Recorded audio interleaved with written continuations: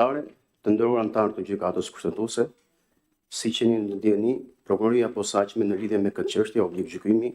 ka depozituar parashtrime me shkrim si në fazën e shqyrtimit paraprak të kërkesës së paraqitur nga pala kërkuese, ashtu edhe pas njohjes me vendimin e mbledhjes së gjyqtarëve të kësaj gjykate për pezullimin e zbatimit të vendimeve të gjykatës posaçme për korrupsion dhe krimin organizuar lidhur me masën ndaluese të pezullimit nga detyra të zëvendës kryeministrit dhe ministrit të infrastrukturës dhe energjisë. Në vijim, prokuroria e posaçme në cilësinë e subjektit të interesuar në këtë gjykim kushtetues paraqet në mënyrë të përmbledhur qëndrimin e saj lidhur me pretendimet e ngritura nga pala kërkuese, përsa parashtrojmë. Paraprakisht, shprehemi se në këtë çështje pala kërkuese nuk legjitimohet si subjekt procedural për të aktivizuar kontrollin e gjykatës kushtetuese, pasi vlerësohet se kërkuesi nuk është subjekt i drejt për drejt i procedimit penal, nuk ka provuar një interes personal, aktual dhe kushtetues me pasoja të pariparueshme apo shfaqjen e rrezikut për kryerjen e funksioneve të tij, e përrrjedhoi shkaqet e ngritura nuk krijojnë bazë kushtetuese të pranueshme për shqyrtimin nga kjo gjykatë. Në vlerësimin tonë, pretendimet e kërkuesit bazohen kryesisht në interpretimet të kushtetutës dhe të ligjit, pa u provuar ekzistenca e një marrëdhënie juridike konkrete të cënuar që të ketë sjellë pasoja juridike. Po ashtu, nuk konstatohet ekzistenca e një konflikti kompetencash dhe përrrjedhoi mungon një çështje kushtetuese reale, pasi qëndrimet e ndryshme interpretuese në mungesë të një marrëdhënie juridike konkrete nuk janë të mjaftueshme për të ngritur një çështje me objekt kushtetues. Përsa parashtruam, rezulton se gjykata kushtetuese ka vendosur qartë në jurisprudencën e saj se për ekzistencën e një konflikti kompetencash duhet që ai të burojë nga një marrëdhënie konkrete midis pushteteve që pretendohet se ushtrojnë të njëjtën të drejtë që i takon vetëm njërit. Në rastin konkret, nuk ka një ndërveprim të tillë midis gjykatës penale dhe kryeministrit.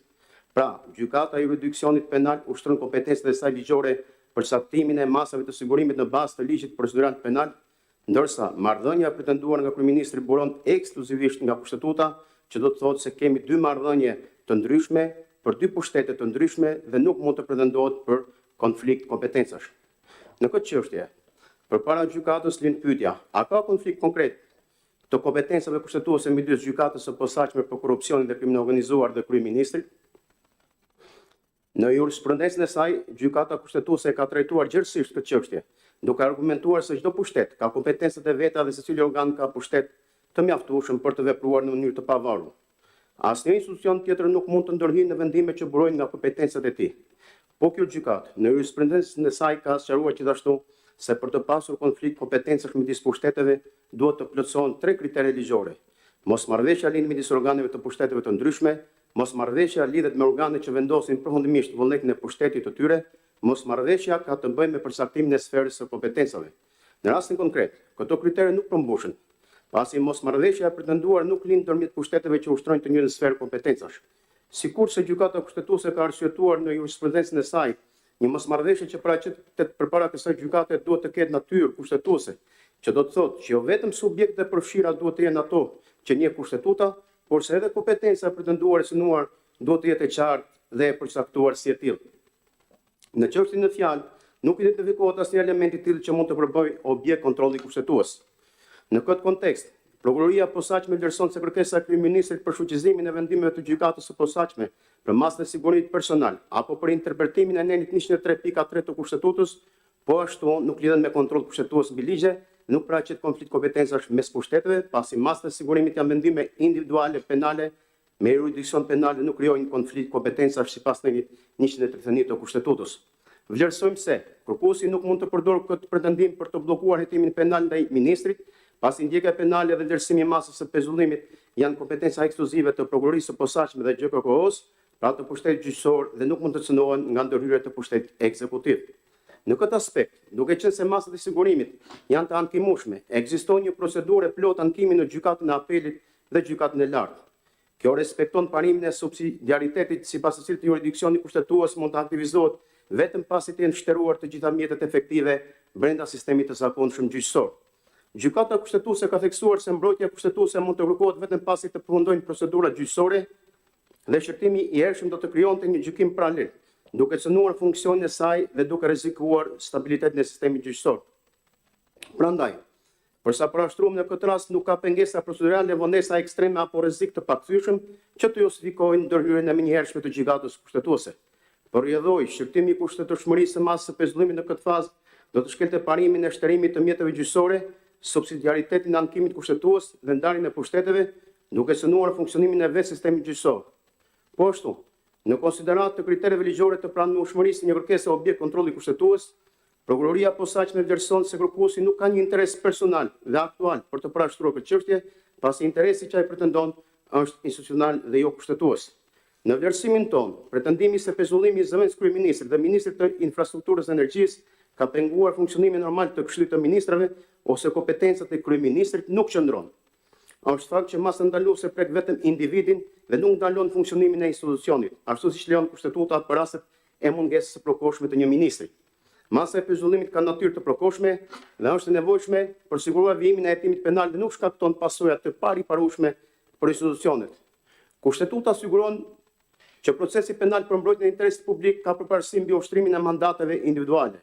Për këtë arsye, kërkesa e kërkuesit nuk tregon shkelje të drejtë për drejtë të kushtetutës, por synon të kundërshtojë vendimet e gjykatës, gjë që nuk përmban objekt të jurisdiksionit kushtetues.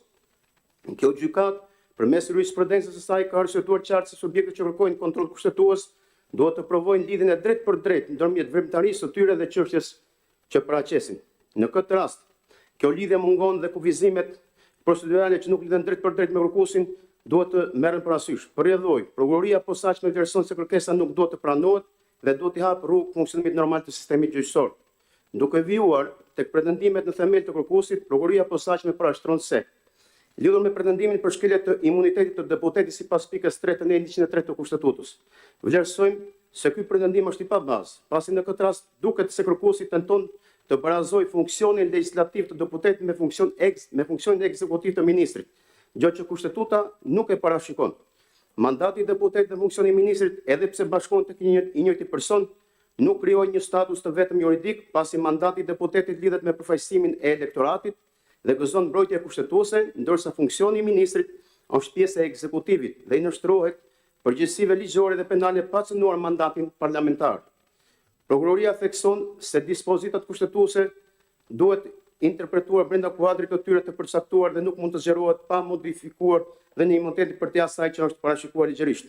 Mandati i deputetit bën nga vota e popullit, ndërsa funksioni i ministrit sipas dispozitave kushtetuese që rregullojnë Këshillin e Ministrave në 95/102 është e natyrës ekzekutive dhe administrative dhe nuk bazohet në funksionin e deputetit. Po ashtu, në 103.3 Kushtetutës parashikon imunitetin vetëm për detyrat përfaqësuese të deputetit dhe nuk u jep funksionit të ministrit imunitet ndaj masave të pezullimit të natyrës penale. Kemi mendimin se, nëse Kushtetutë Bërësi do të kishte dashur që funksionit ekzekutiv të anëtarëve të Këshillit të Ministrave të jepte imunitet ndaj masave procedurale penale, sikur sa është rasti, kjo do të ishte parashikuar qartë në dispozitat kushtetuese. Po ashtu, sipas vlerësimit tonë, argumenti i kërkuesit se ministri ka imunitet në deputet dhe për këtë nuk duhet të aplikohet masa ndaluese, bie haptësi në kundërshtim me 173 të Kushtetutës, i cili nuk parashikon asnjë garanci për mos zbatimin e masës ndaluese apo të pezullimit nga detyra. Në gjykimin tonë, është i gabuar dhe jo kushtetues barazimi në 242 të Kodit të procedurës penale me 173 të Kushtetutës, pasi imuniteti i deputetit bëron vetëm nga Kushtetuta dhe asnjë ligj tjetër nuk mund të japë të njëjtin imunitet as për organet e tjera të parashikuara qartë në Kushtetutë. Ndaj, gjykata kushtetuese në vlerësimin tonë, pavarësisht të rolit të saj, nuk mund të ndërhyjë as drejt për drejt, as përmes interpretimit për të krijuar një normë të re kushtetuese që nuk ekziston, pasi do binte ndesh me parimet themelore të hierarkisë së akteve ligjore dhe kushtetutshmërisë. Në këto kushte, prokuroria posaçme vlerëson se në përputhje me garancitë ligjore të statusit të deputetit, pezullimi nga funksioni si masë procedurale e parashikuar nga legjislacioni penal në 242 i Kodit të procedurës penale ka për qëllim të parandalojë përdorimin e funksionit publik për të penguar procesin penal. Është fakt juridik se kjo masë nuk kufizon lirinë personale, e cila ruhet nga procedura ligjore dhe nga kërkesa për autorizim nga kuvendi gjatë zbatimit të masave shtrënguese. Për më tepër, ajo nuk pengon ushtrimin e funksionit të deputetit si përfaqësues i parlamentit. Në këtë kuadër, ndalimi i parashikuar nga 242.2 i Kodit të procedurës penale, sipas të cilit masa e pezullimit nga funksioni nuk zbatohet ndaj të zgjedhurve, nuk mund të konsiderohet garanci kushtetuese për imunitetin e deputetit. Kjo, sepse në rastin konkret, masa e sigurimit është kërkuar ndaj një funksionari të emëruar i cili nuk synon mandatin e deputetit. Gjithashtu, Nocioni të zgjedhurve, sipas kodit zgjedhor, i referohet vetëm funksionarëve që ushtrojnë funksione publike. Për shkak të zgjedhjes nga vota popullore, ndërsa funksioni i ministrit nuk është i zgjedhur edhe nëse mbajtësi është deputet. Por rrjedhoj, ndalimi sipas në 242 të kodit të procedurës penale nuk gjen zbatim kur masa pret një funksion të emëruar dhe masa e pezullimit duke qenë parandaluese nuk synon lirinë personale apo mandatin ligjvënës të deputetit. Në vlerësimin tonë, interpretimi i kundërt sipas të cilit imuniteti i deputetit do të shtrihet mbi funksionin e ekzekutivit të ministrit, bie ndesh me parimin e barazisë para ligjit, sipas në 18.1 të Kushtetutës,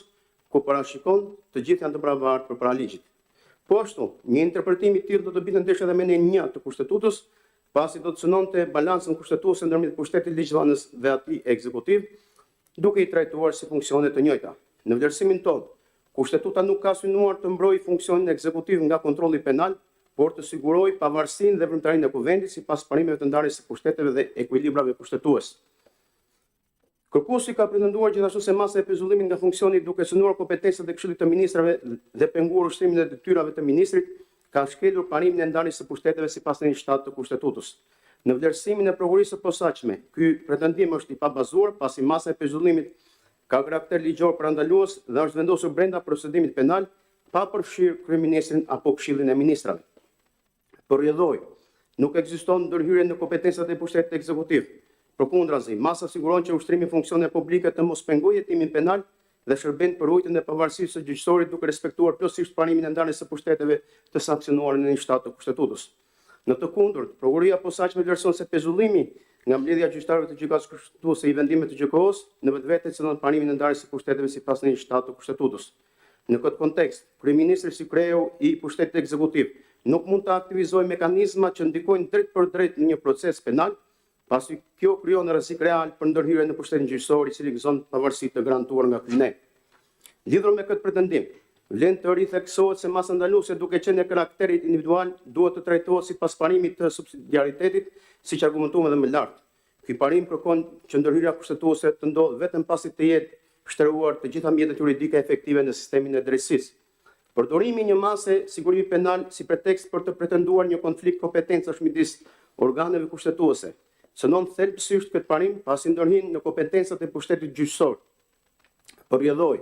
vlerësojmë se pezullimi i vendimeve të gjykatës së posaçme për korrupsion dhe krim organizuar synon drejt për drejt në 145.3 të Kushtetutës, i cili sanksionon se çdo ndërhyrje në veprimtarinë e gjykatave ose të gjyqtarëve sjell përgjegjësi sipas ligjit. Ky pezullim nuk është një ndërhyrje thjesht procedurale, por ekspozon funksionin e gjykatave ndaj ndikimit të jashtëm, duke komprometuar pavarësinë e tyre. Ky synim ndikon drejt për drejt edhe mbi kompetencën e gjykatave të posaçme, të cilat janë të ngarkuara me funksione të veçanta dhe të përcaktuara qartë nga ligji. Ndërhyrja këtij lloji rrezikon të krijojë një precedent të rrezikshëm, ku ekzekutivi mund të ndikojë mbi vendime gjyqësore, duke synuar balancën dhe ekuilibrin e pushteteve të parashikuara nga Kushtetuta. Mbi pretendimin e kërkuesit për ndërhyrje në kompetencat e organeve kushtetuese që kryejnë propozimin, emërimin dhe miratimin e ministrit në detyrë. Duke u bazuar në rrethonat konkrete të çështjes, lidhur me këtë pretendim, prokuroria posaçme vlerëson se nuk ekziston asnjë synim i kompetencave të kryeministrit apo i funksionimit të Këshillit të Ministrave të parashikuara në 101-102 të Kushtetutës, që të justifikojnë një ndërhyrje kushtetuese në vendimin për masën e sigurimit pezullim nga detyra. Por rrjedhoj, pretendimi sipas të cilit pezullimi nga detyra e një ministri cënon funksionimin e Këshillit të Ministrave rezulton i pambështetur.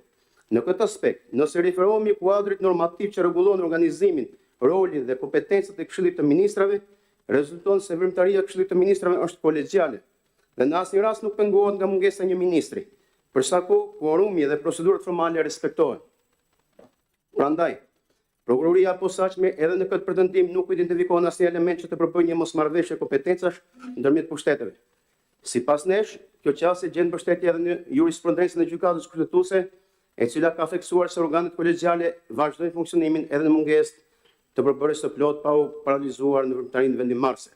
Gjithashtu, edhe ngritja e këtij pretendimi me argumentin se kompetenca kushtetuese e kryeministrit për përbërjen e Këshillit të Ministrave kufizohet nga pezullimi i një ministri,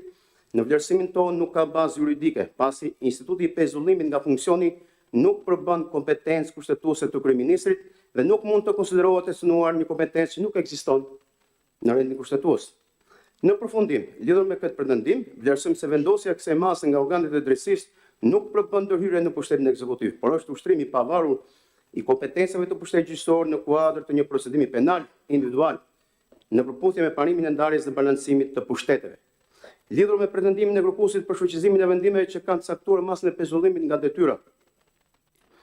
Prokuroria e posaçme vlerëson se ky pretendim nuk ka bazë kushtetuese pasi kërkuesi synon të krijojë një mosmarrëveshje kompetencash artificiale duke i atribuar imunitet mbi detyrën ekzekutive të ministrit, të cilën kushtetua nuk e parashikon. Siç parashtrua më parë, masa sigurimit penal në akte tipike gjyqësore dhe bëjnë pjesë ekskluzivisht në jurisdiksionin penal dhe kurrësi nuk përbëjnë ushtrim të kompetencë ekzekutive dhe nuk synojnë kompetencat e kryeministrit apo të Këshillit të Ministrave. Në rastin konkret, kërkuesi nuk është subjekt i masë sigurimit, nuk pretendon cënim të ndonjë të drejtë themelore personale dhe nuk përfaqëson kushtetueshmërisht të drejtat individuale të personit ndaj cilit është vendosur masa. Por rrjedhoi, kërkesa e tij për shfuqizimin e vendimeve gjyqësore dhe përgjigjen e një konflikti kompetencash bie ndish me konceptimin kushtetues të masave të sigurimit, të cilat janë pjesë ekskluzive e jurisdiksionit penal. Si e tillë, në vlerësimin tonë, gjykata kushtetuese nuk do të veprojë si një supergjykatë e lartë, duke marrë kompetencat e gjykatave të jurisdiksionit penal, pasi çdo ndërhyrje e saj në shfuqizimin e këtyre vendimeve do të synonte drejt për drejt kufit kushtetues të kompetencës dhe pikërisht parimin e ndarjes së pushteteve. Në këtë kuadër, Prokuroria e posaçme vlerëson se në këtë çështje identifikohet një element i rëndësishëm për të mbajtur në konsiderat nga kjo gjykatë, që është pikërisht garantimi i pavarësisë së sistemit gjyqësor në çdo aspekt. Duke u bazuar në këtë vlerësim dhe në praktikat më të mira ndërkombëtare, kërkohet që çdo vendim për pezullimin e një funksionari publik duhet të mbështetet në rrethana të arsyeshme dhe të respektojë parimin e ligjshmërisë dhe proporcionalitetit. Në rastin konkret, gjykata e jurisdiksionit penal ka vlerësuar natyrën e detyrës, karakterin e veprës penale të dyshuar dhe qëllimet e masës, përfshi garantimin e hetimit dhe parandalimin e rreziqeve të mëtejshme. Në këtë kuadër, Prokuroria e posaçme vlerëson se masa e pezullimit të funksionit ekzekutiv është e ligjshme, proporcionale dhe e kufizuar vetëm në ushtrimin e kësaj detyre, pa cënuar mandatin si deputet në përputhje të plotë me standardet europiane dhe parimet e shtetit së drejtës. Të nderuar gjyqtarë të gjykatës kushtetuese, duke respektuar parimet themelore dhe normative juridike që garantojnë shtetin e së drejtës dhe mbrojtjen e interesit publik, Prokuroria e posaçme vlerëson se në këtë rast vetë rendi kushtetues do të vijë në rrezik nga një shfuqizim i mundshëm i masave ndaluese. Kjo sepse ka dyshime të arsyeshme që personi i fjalë ka kryer vepra penale për cilat është caktuar masa dhe tashmë është marrë pa ndërhur për njërin prej tyre. Hetimet e deri tanishme ka zbuluar prova që tregojnë se ajo mund të ketë kryer edhe vepra të tjera penale që në aktualisht në hetim dhe në proces. Duke pasur parasysh pozitën e pandehurës si zëvendës kryeministri dhe ministri e një prej ministrive më të mëdha, si në strukturë, ashtu edhe në buxhet, dhe duke marrë parasysh ndikimin e mundshëm të saj në proceset tenderuese dhe përdorimin e detyrës publike, rrezikshmërinë shoqërore rezulton e lartë, parashtrojmë se ekziston rreziku që të kryejë vepra të tjera penale, të pengojë hetimin, të manipulojë provat apo edhe të largohet. Gjithashtu, vijimi i ushtrimit të detyrës do të synonte në 11 të kushtetutës që garanton mbrojtjen e ekonomisë së tregut dhe iniciativën e lirë. Kjo sepse gara së ndershme midis operatorëve ekonomik mund t'i vjedhë në rrezik nga ndikimi i paligjshëm në procedurat e tendrave dhe nga keqpërdorimi i detyrës publike, duke dëmtuar pronën publike dhe interesat e shtetit, si dhe duke penguar pjesëmarrjen e drejtë të subjekteve private në tendra. Jemi të mendimit se ndodhemi para rastit kur është zbatuar drejt Kushtetuta e Republikës së Shqipërisë, si dhe ligji procedural dhe material penal, pasi bazuar në rrethanat e rastit sikurse gjejnë pasqyrim në akte që i takojnë pashkrimit të vendimit. Masa ndaluese është proporcionale dhe domosdoshme për të përmbushur qëllimin legjitim të mbrojtjes së interesave më të larta publike, sikurse i përmendëm më sipër. Prandaj, theksojmë se veprimet e prokurorisë së posaçme dhe pas të gjykatës së posaçme për korrupsion dhe krimin e organizuar nuk janë thjesht ushtrimi i kompetencave të tyre, por përmbushin detyrën kushtetuese për të garantuar mbrojtjen e interesave të Republikës, të cilat mund të vijnë në rrezik nga veprimet ose mos veprimet e paligjshme pavarësisht se kush i kryen ato. Për ta konkluduar këtë qendrim, Prokuroria e posaçme vlerëson se vendimet e gjykatës së posaçme për korrupsion dhe krimin e organizuar janë marrë nga organi gjyqësor kompetent në ushtrim të jurisdiksionit penal dhe nuk synojnë kompetencat kushtetuese të pushtetit ekzekutiv. Si rrjedhoi, masa e pezullimit, e sigurimit pezullim nga detyra për zëvendës kryeministrit dhe ministrin e infrastrukturës dhe energjisë duhet të mbetet në fuqi si një masë e domosdoshme dhe proporcionale për garantimin e vijimit normal të procesit penal. Kërkesa për shfuqizimin e vendimeve të KOKO-s për pjesën që ka vendosur pezullimin nga detyra, si dhe pretendimi për ekzistencën e një konflikti kompetencash ndërmjet kryeministrit, Këshillit të Ministrave dhe gjykatës së posaçme janë të pambështetura në kushtetuar dhe në ligj dhe së tilla duhet të refuzohen. Po ashtu, në vlerësimin tonë, Nuk gjen mbështetje kushtetuese as kërkesa për interpretimin e nejt 103.3 të Kushtetutës në kuptimin e zgjerimit të garancive procedurale për të atyre të parashikuara shprehimisht nga Kushtetuta dhe legjislacioni procedural penal. Përsa kemi parashtruar me shkrim dhe përsa parashtrojmë sot në këtë seancë plenare, prokuroria posaçme i qëndron qëndrimit të saj se kërkesa e kryeministrit në tërësinë e saj nuk do të pranohet. Ju faleminderit. Jap fjalën gjyqtarit relator për